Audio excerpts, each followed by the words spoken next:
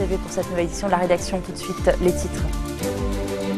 Le président de la République promet l'édification d'une nation forte. Michel Aoun s'est adressé ce dimanche à une foule de partisans rassemblés au palais de Baabda. Les opérations pour isoler Raqqa ont commencé en Syrie. Les forces arabo-kurdes ont annoncé le lancement d'une offensive sur le bastion du groupe État islamique. À Mossoul, l'EI résiste avec acharnement aux troupes irakiennes. Nouvelle intervention des forces spéciales dans l'est et au sud de la ville. Le président de la République, Michel Aoun, s'est adressé ce dimanche à une foule de partisans au palais de Baabda, rassemblés dans la cour extérieure du bâtiment. L'accession à la magistrature suprême n'était pas une fin en soi, a déclaré le chef d'État qui a par ailleurs promis l'édification d'une nation forte. Le fondateur du courant patriotique libre s'est exprimé face à, je le cite, le grand peuple du Liban en faisant le V de la victoire devant des milliers de partisans venus le féliciter donc pour son élection à la présidence de la République il y a une semaine. Les opérations pour isoler Raqqa ont commencé en Syrie. Les forces arabo-kurdes ont annoncé le lancement d'une offensive sur le bastion du groupe État islamique, baptisée Colère de l'Euphrate. Elle mobilise 30 000 hommes. L'annonce de cette opération intervient au moment où une bataille est en cours pour déloger l'EI de son bastion de Mossoul en Irak. Et justement, à Mossoul, l'EI résiste aux troupes irakiennes. Les forces spéciales sont de nouveau intervenues dans l'est et au sud de la deuxième ville d'Irak. Sur un autre front, donc au sud, l'armée et la police fédérale ont lancé un assaut. Le nombre de déplacés fuyant les combats ne cesse de grimper depuis le début de l'offensive.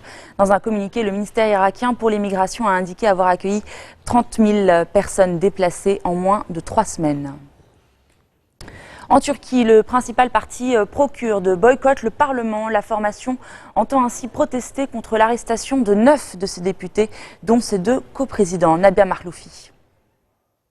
La troisième force politique de Turquie, 59 députés au total, qui ne siégeront plus au Parlement. Nous ne sommes pas en mesure de mener quelque négociation que ce soit. C'est le gouvernement qui a enfreint les règles juridiques et c'est au peuple qui a voté pour nous, qui nous a fait confiance d'avoir le dernier mot. Nous ne participerons plus aux assemblées générales ni aux différentes commissions. Une riposte aux purges menées dans ses rangs. Depuis vendredi, le HDP, le Parti démocratique des peuples, est privé de 9 de ses députés. Arrêtés puis placés en détention, ces élus sont soupçonnés de liens avec le PKK, le Parti des travailleurs du Kurdistan, classé organisation terroriste par les autorités turques. Depuis la tentative de coup d'État de juillet dernier, les arrestations se multiplient au sein des milieux kurdes et pro-kurdes.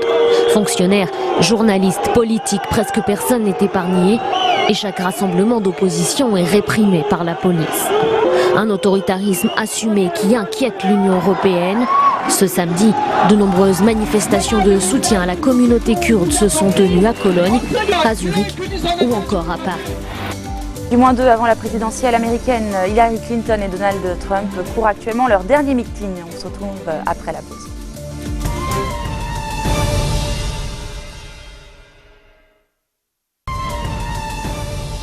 À 2 jours de la présidentielle, la pression monte aux États-Unis. Hillary Clinton et Donald Trump enchaînent désormais les meetings. Objectif, maximiser leurs chances de victoire au soir du 8 novembre. Le spectre du racisme qui plane sur une partie de la campagne présidentielle américaine finit parfois par se matérialiser. Officiellement, ce groupe néo-nazi ne soutient pas Donald Trump. Je suis citoyen américain, je vis ma vie et je suis fier de ma race. Je ne m'occupe pas de politique. Notre prochain invité est le commandant du mouvement national socialiste, Jeff Scoop. Il dit des choses qui sont en accord avec nos principes nationalistes et que nous soutenons. Par exemple, nous sommes favorables à la fermeture des frontières et des choses comme ça. Mais nous ne lui apporterons pas notre soutien. Celui-ci, en revanche, ne cache pas ses intentions de vote.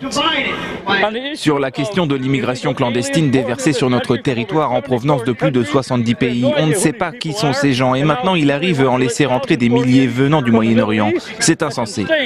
Personne ne s'est déplacé jusqu'à Harrisburg en Pennsylvanie pour venir écouter ce que la trentaine de membres du mouvement national socialiste veut faire entendre. Vous êtes des traîtres pour votre race. Vous commettez un génocide contre votre propre race. Vous ne servez à rien. Personne, à part cette foule essentiellement composée de gens qui se présentent comme étant des activistes d'extrême gauche antiracistes. C'est une preuve supplémentaire que le racisme est toujours présent et qu'il se porte bien aux États-Unis. Comme beaucoup d'Américains, les résidents de la ville qui se tiennent à l'écart n'ont qu'une hâte, que les insultes cessent et que ces élections, qui parfois ont encouragé les extrêmes, soient enfin terminées. Le Nicaragua réélira très certainement Daniel Ortega ce dimanche 6 novembre. Ce dernier est crédité de 65% d'intention de vote à la présidentielle. Il brigue un 3e mandat consécutif à la fonction suprême en binôme avec sa femme. Ils sont là pour surveiller les élections. Ces délégués de l'Organisation des États américains sont en quelque sorte les faire-valoir du président Ortega. Lui, qui est accusé d'avoir verrouillé le scrutin. Vous pouvez aller où vous le souhaitez, visiter n'importe quel bureau de vote, vous rendre n'importe où et voir ce que vous voulez. Il n'y a peut-être plus grand-chose à voir. Tous les principaux partis d'opposition ont été écartés, accusés d'être des transfuges politiques. Des députés récalcitrants ont même été destitués. L'ex-guerriero de 71 ans est assuré de l'emporter. Le président Ortega ne croit pas au processus électoral, il l'a dit. Il pense que les élections coûtent cher au pays, qu'elles créent des conflits. Il pense qu'il ne devrait y avoir qu'un seul parti. L'opposition accuse aussi le président Ortega de vouloir imposer une dynastie familiale. Car ce n'est pas seulement lui que le peuple va élire. Sa femme, Rosario Murillo, sera nommée vice-présidente. Leur dizaine d'enfants occupent déjà les principaux postes de la diplomatie du pays. Nous sommes au moment où une dictature est en cours d'installation. Et donc, le peuple du Nicaragua doit comprendre que si nous ne combattons pas, les conséquences seront désastreuses. Mais la population est divisée.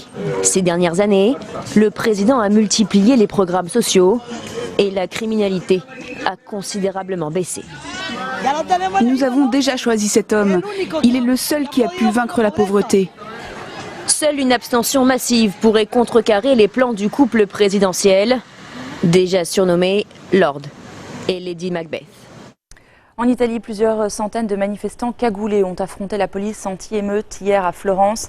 Ces heurts ont eu lieu en marge d'une manifestation contre la réforme constitutionnelle, réforme que le président du Conseil, Matteo Renzi, souhaite voir adoptée par référendum le mois prochain. Julien Chéida.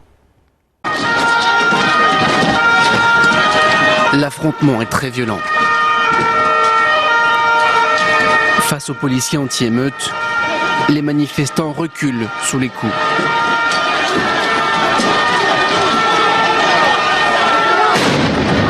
Ils souhaitaient rejoindre une salle de Florence où se trouvait le chef du gouvernement italien, Matteo Renzi. L'ancien maire de la ville participait à la convention annuelle du Parti démocrate.